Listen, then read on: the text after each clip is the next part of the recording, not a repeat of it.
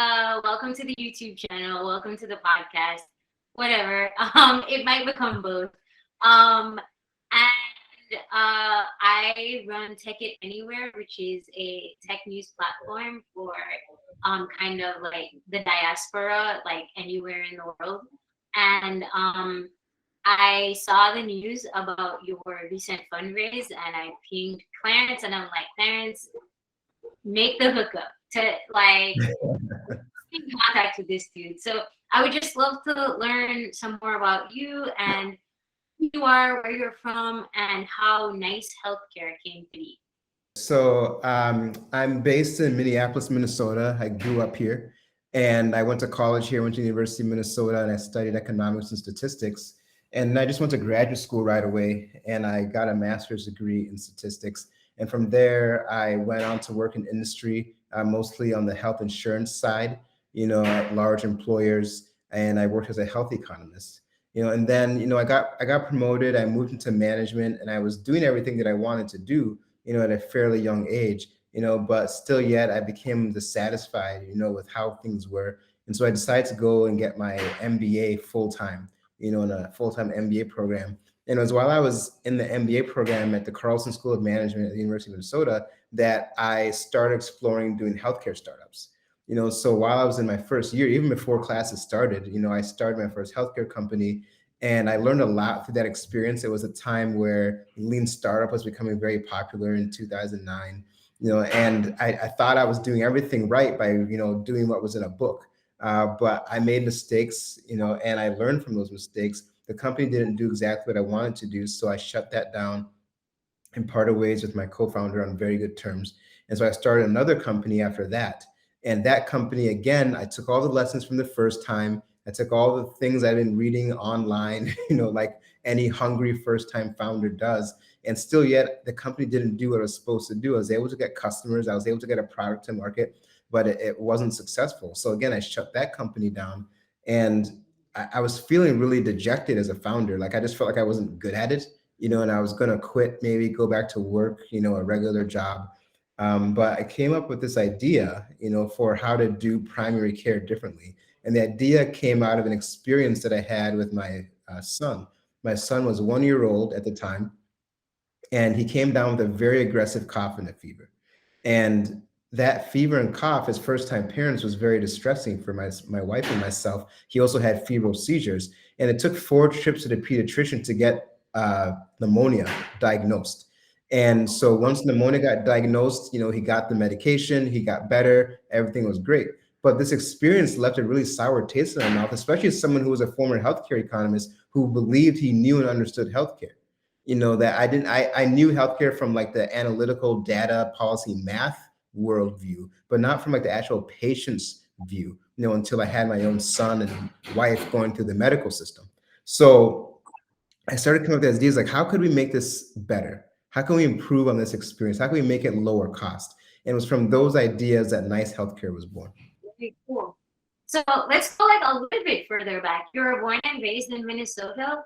What was it about economics and statistics or even healthcare that like caught your eye growing up? For me, it was pretty simple. When I entered the University of Minnesota as an undergrad, I actually entered as a zoology major. I grew up thinking I wanted to be a veterinarian. It was one of my original plans for my first career.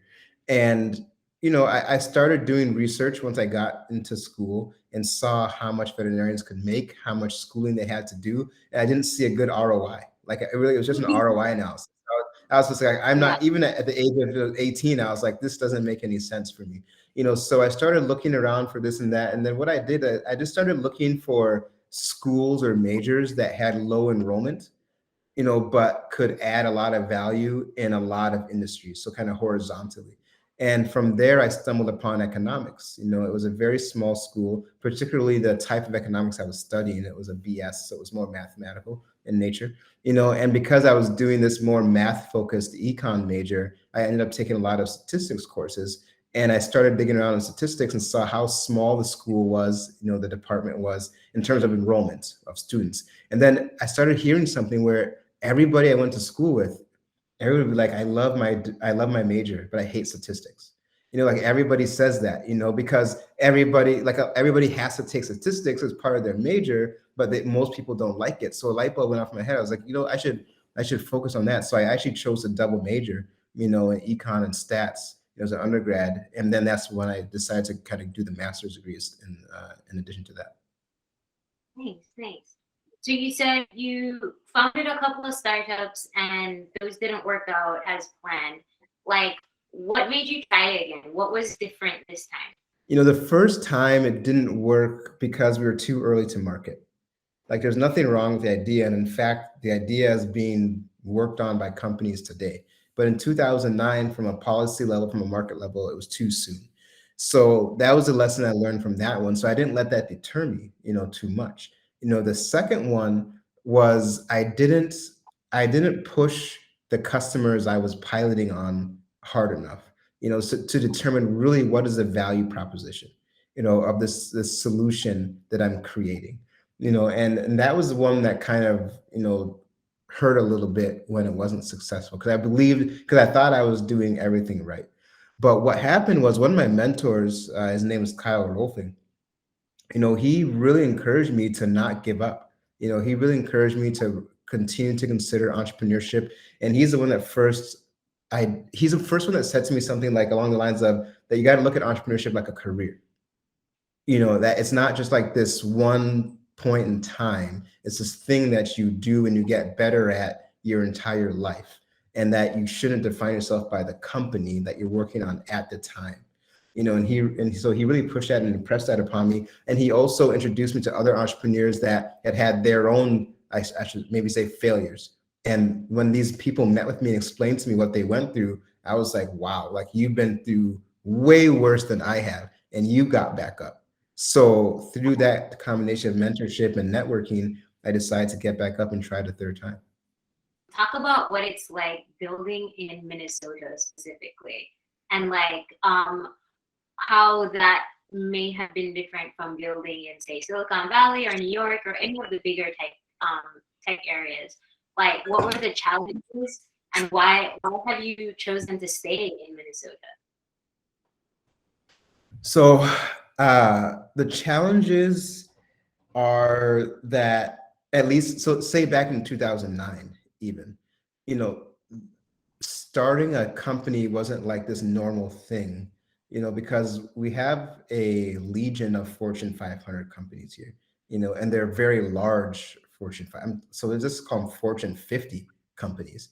You're talking about Target Corporation, United Health Group, Cargill. Well, it's not a publicly traded company, but so a lot of people, there's a real strong pipeline from university, graduate school to these big corporates, and not as much of a pipeline of, say, from high school to building companies or from college to building companies. So I would just say it's not as much the culture here. Whereas, whenever I go to the Bay Area, like it doesn't matter where I'm at. I could be on the bus, on the plane, like in a coffee shop. There's people talking about working on their companies, but you're not going to run into that here in Minnesota. So I would say that's a major thing. And then I would say that access to capital is not as strong. I haven't done the math, so I don't know if it's certainly not as strong on an aggregate level. Maybe it is on a per capita level, but even then I would have my doubts about that. So there is a certain level of risk aversion here. And then that the startup ecosystem is made up of, people who previously had exits. So if you don't have a bunch of young people having exits, you don't have a suite of angel investors, to seed early stage companies. So I would say early stage companies really struggle here in the Midwest in general to raise capital. Once you get to a higher stage, you're probably not looking in Minnesota for capital alone anymore.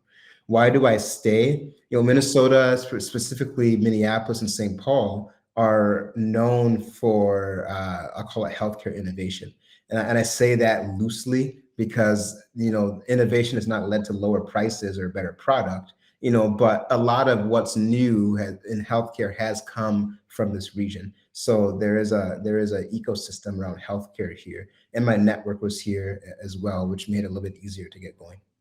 Gotcha. Well, then let's make it a little bit more fundamental. Explain to the audience what exactly Nice Healthcare offers to the customer. What exactly is the product, and why is it different from what was already there? Sure. So Nice Healthcare is a technology-enabled primary care clinic, and we bring all medical care into the homes of our patients. We do that through a combination of in-home visits and virtual visits. But what makes us different are a couple things. The first thing is that you're not going to pay per visit, you're not going to pay per prescription, you're not going to pay per test or lab. Everything is included for free for the patient. The patient doesn't pay a penny for anything because we pay their employer pays us. So an employer, a company pays us and pays a membership fee, a flat fee per employee. And that flat fee per employee gives the employee and the employee's entire household complete access to Nice Healthcare. So what do they get for that access? They get unlimited in-home visits, unlimited virtual visits for primary care, physical therapy, and mental health. They get unlimited access to 35 labs and imaging that we do in their home, x-rays in their home, labs in their home. And then they also get access to over 500 prescription drugs that they can pick up for free at any pharmacy nationwide. Like that's what they get. So what we've done is we've made getting care easy because you don't have to go there. You don't have to go there. You don't have to pay for it, which just makes life easier for everybody involved. So that's what we're doing for people, and we're doing this in a market where healthcare costs have run amok. They're completely out of control. And on top of that, you're not even getting convenient care. You're not getting easy access to care. Now, who that for is the final question. We're incredibly passionate at Nice Healthcare about small, medium-sized businesses. Small, medium-sized businesses are the companies in this country, in our economy, that are paying the most for healthcare. They have the least leverage, they have the least access to resources and aid and help. So we set out on a mission to make healthcare easier and more affordable for that population to get. So, you guys just raised $30 million. What was it, last week? I think the news came out. Like Yeah. that's amazing. How is that new money gonna like propel the business? Tell us about the plans and how that money is gonna support that. Yeah, it's going to support us in three major ways. So the first one is expanding to new geographies. It does require capital to expand and bring our service into the homes of patients, in geographies that we don't currently serve. So we're going to do that. The second is technology. We're heavily ramping up our product and technology, in order to, make the service even better for our patients and for our clinicians to make it more efficient and enjoyable for them to provide care. And last but certainly not least is investing in our marketing and our technology and our marketing and our distribution. Because of course you can build something, but you got to get into the hands of consumers. So we need to invest, in our distribution channels and getting to the homes of more people. As a founder, as a multiple like time founder, like what do you think has, and if you're giving advice to founders coming up behind you, what do you think are like the top three lessons you learned along the way that you would hope they would take from your example? It's a good question. And the first one is to not give up, is to persist. There's going to be so many people that don't think your idea is any good. There's going to be so many people that say no to you. uh, their no doesn't mean your idea is not good, and they're not even meaning your idea is not good. It's just not what they need, whether it's an investor, a customer, a vendor, a partner, like whoever. So you're going to get a lot of no's. It gets really depressing. It's bone crushing at times, but please don't give up. Don't give up until you're not enjoying it anymore. Like don't give up unless you don't believe it's a good idea anymore yourself. That would be the first piece of advice I would give to founders. The second piece of advice is to make sure you have a support system and invest and prioritize a support system. So for me, it's my wife. Like I'm very close to my wife. We have a great relationship, a wonderful marriage, and she gets all my extra time.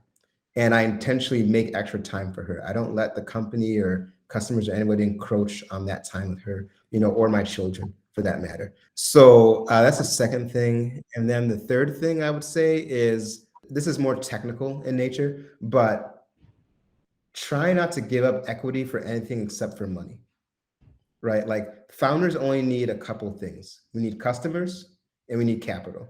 Like that's what you need.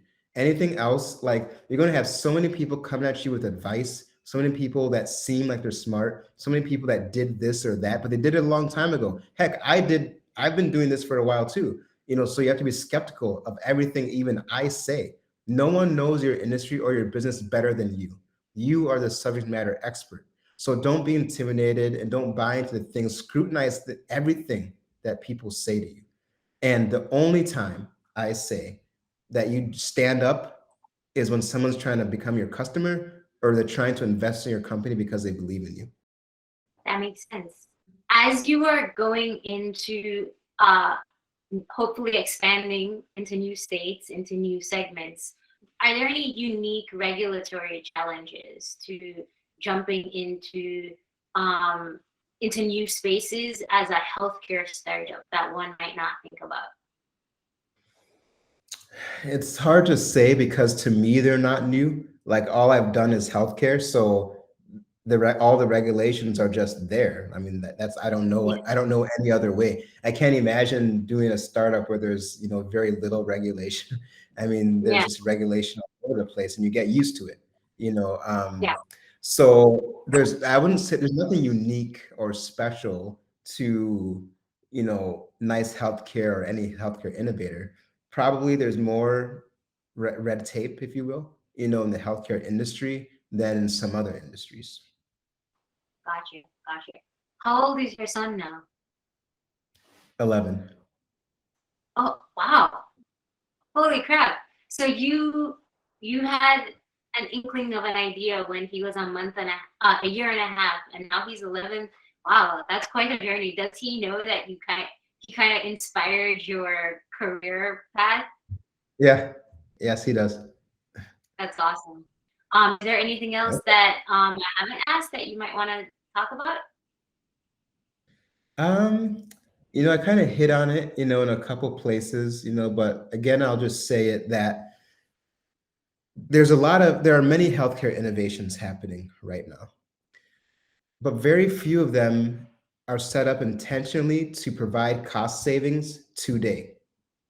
Right, the Yeah, cost savings kind of trickle down, but we all know trickle down economics was built on a faulty premise, right? But yet you see the venture capital industry is pouring just incredible amounts of money into the healthcare industry, but I don't know anyone who's experienced paying less for healthcare in the last 20 years. I don't know anybody that has done that, except people who have bought into specific solutions like Nice Healthcare. And there are other solutions in the marketplace providing real cost savings immediately today. But in general, you're not seeing that, right? Like everybody talks about telehealth, virtual care.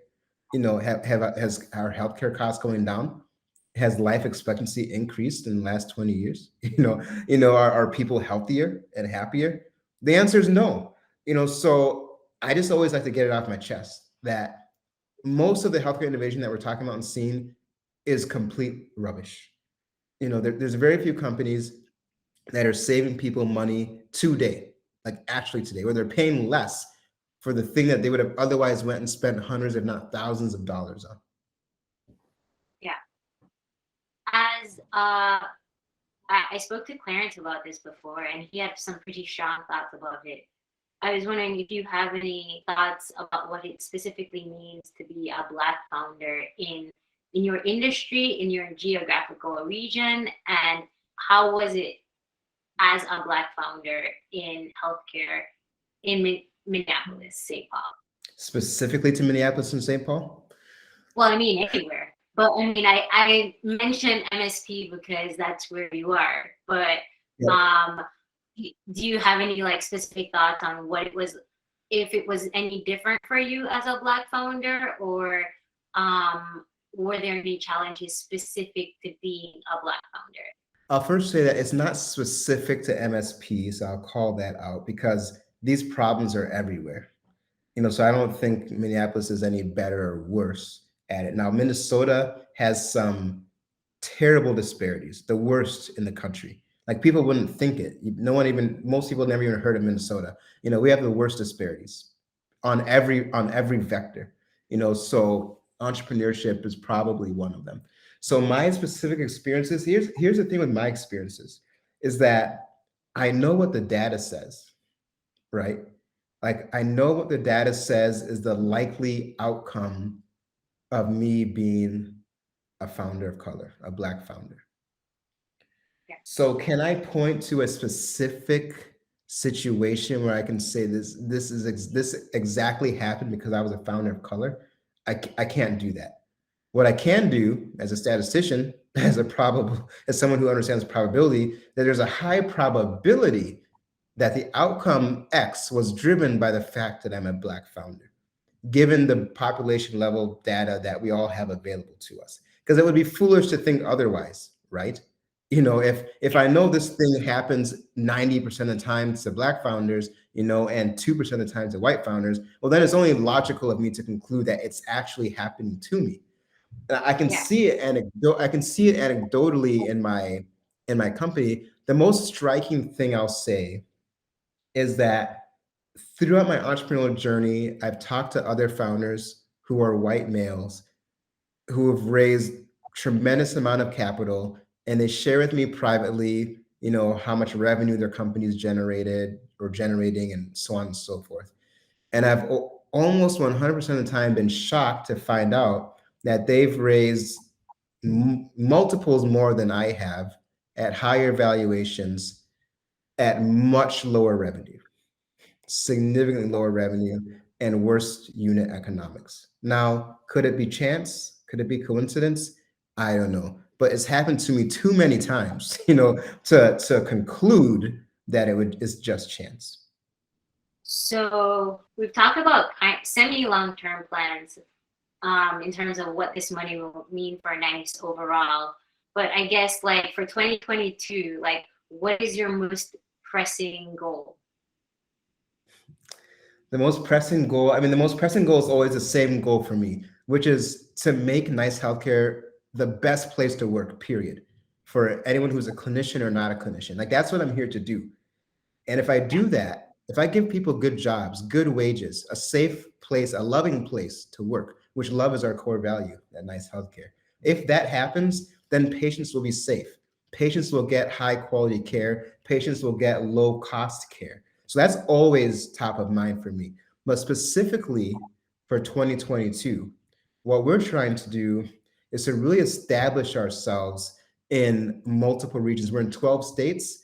We want to get all of those states really strong, like incredibly strong. Where in those states, if you want access to Nice Healthcare, you can get it. In most states that we're in like one city, maybe two. And look, how do we get that to more? How do we get that to more people? That's the goal for 2022.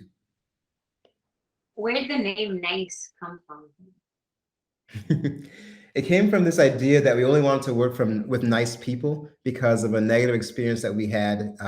My co-founders and I, we worked at a previous company, and we had a very negative experience, and we decided, one of the ways we're going to stay nice is to be nice to people, and so we named the company Nice Healthcare. That's cool. It's very cool. Well, thank you so much for meeting with me. It was fantastic, like chatting with you and just like getting to know your story. I think that it's very interesting, and I'm just like super proud of the work that you and the Nice Healthcare team have done. Thank you. I appreciate that.